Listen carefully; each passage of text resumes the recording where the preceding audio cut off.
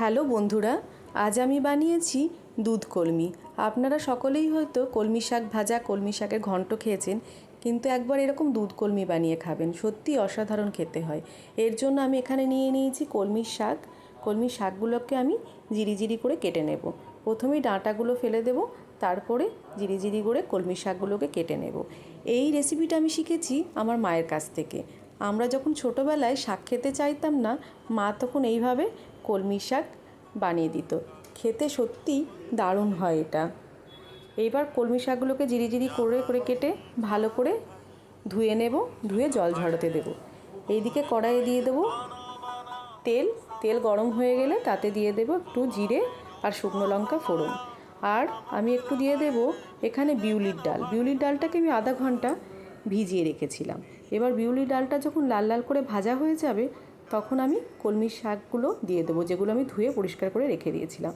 এবার সমস্ত কলমি শাকগুলোকে আমি দিয়ে দেবো। ওপর থেকে দিয়ে দেবো একটু হলুদ আর একটু নুন। সত্যি বলছি, এই দুধ কলমি খেতে অসাধারণ হয়।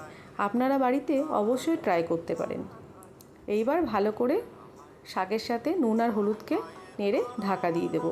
আর শাকের ভেতর থেকে যে জলটা বেরোবে, তাতেই এই শাকটা সিদ্ধ হয়ে যাবে, এক্সট্রা কোনো জল দেওয়ার প্রয়োজন নেই।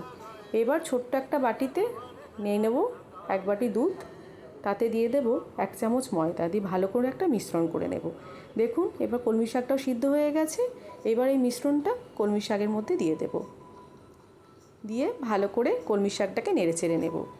দেখুন, দিয়ে দিচ্ছি এবং কলমি শাকটাকে ভালো করে নেড়ে নেব। এই রেসিপিটা আমার মায়ের হাতের অসাধারণ একটা রেসিপি। এইবার ভালো করে নাড়াচাড়া করে আমি এতে দিয়ে দেব অল্প একটু গুঁড়ো লঙ্কা। গুঁড়ো লঙ্কা দিয়ে গুঁড়ো লঙ্কার সাথে শাকটাকে আবার ভালো করে মিশিয়ে নেব। তারপরে এতে আমি দিয়ে দেব রোস্টেড ধনে আর জিরে গুঁড়ো। এইটাকে গোটা জিরে আর গোটা ধনেকে আমি একটু শুকনো খোলায় ভেজে নিয়েছি, দিয়ে গুঁড়ো করে নিয়েছি। এবার ভালো করে এটাকে শাকের সাথে মিশিয়ে দেব।